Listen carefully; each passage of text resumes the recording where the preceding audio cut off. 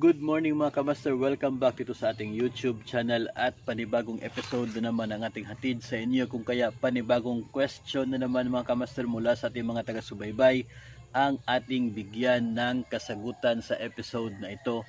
At ang question nga mga kamaster ay tungkol po doon sa kanyang gustong or intensyon na mag-apply ng GFAL. Ngunit meron pong isang tanong na nais po muna niyang masagot, at bago po natin iyan pagtuunan ng pansin mga kamaster, ay shout out po muna tayo dyan sa ating taga-subaybay mula po sa Division of Sarangani. Shout out po dyan kay Ma'am Jackie Lu Viejo, isa pong guro mula sa Upper Alabel Elementary School dyan po sa Alabel 3 District sa Division of Sarangani. Maraming salamat po sa inyong panonood at patuloy na pag-abang sa ating mga videos dito po sa ating YouTube channel. Maraming salamat po Ma'am Jackie sa inyong patuloy na pagsubaybay dito po sa ating YouTube channel. At narito na nga mga kamaster ang tanong mula sa ating subscriber. Sir, tanong lamang po, pwede po ba na mamili lang ng pwedeng ipa-GFAL sa mga PLI?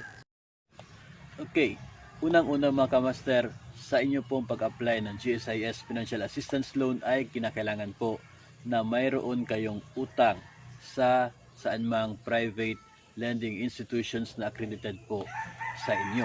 Para po sa ibang mga ahensya ay mayroon pong guidelines sa GSIS na pwede po kahit saang private lending institution na utang ay pwede po ninyong pabayaran sa pamamagitan po ng GFAL. Ngunit sa pag kayo po ay employee, personnel ng DepEd, nare-require po ng DepEd na tanging yun lamang mga private lending institutions na naka-reflect sa inyong payslip, yung mga accounts po na nasa inyong payslip ang babayaran ng GFAL. Pero wala naman pong sinabi doon na kinakailangan na kung yung pagkasunod-sunod ng mga order of priority na mga lending institution na kinakailangang bayaran ng GFAL. Mayroon pa rin pong freedom itong borrower na mamili kung saan sa mga lending institutions na nakareflect sa kanyang payslip ang kanyang pababayaran ng GFAL, yung ipapabay-out po niya sa kanyang GFAL application at hihingian ng statement of account. So kung meron po kayong mahigit sa isa mga lending institutions na nakareflect sa inyong payslip, ay pwede po kayong mamili kung saan sa mga lending institutions na yan, kung hindi man po lahat, ang inyong ipapa-avail doon po sa GSIS Financial Assistance Loan or GFAL. So ang GFAL kasi mga kamaster ay meron lamang itong maximum na 500,000 pesos na pwede po ninyong ma-avail na loan. Kung kaya kinakailangan na yung outstanding loan balance po ninyo sa mga lending institutions na inyo pong ipapa-buyout ng GFAL ay hindi po mag-i-exceed doon sa 500,000 na maximum. At kung meron po kayong plano na mag-avail ng top up para meron po kayong cash na makukuha mula sa inyong GFAL na loan na application, ay pwede po isa o kaya ay dalawa sa inyong mga lending institutions ang inyong ipapa-buyout ng GFAL. Nang sa ganun ay pwede po kayo makapag-avail nitong top up na bahagi po ng GSIS Financial Assistance Loan. Ang kinakailangan lamang mga kamaster na ang magiging monthly amortization ng inyong GFAL plus top up na loan application ay sasakto pa po doon sa inyong magiging net take home pay. In other words, kapag po matanggal na ang amortization ng mga loan accounts na inyong ipapabuyout ng GFAL at mag-reflect na yung monthly amortization ng GFAL with top up, kinakailangan po na ang inyong bagong net take home pay ay hindi po bababa sa minimum required na 5,000 pesos. Yan lamang po ang kinakailangan po na pagtuunan ng pansin at tandaan ng mga GSIS o GFAL borrowers.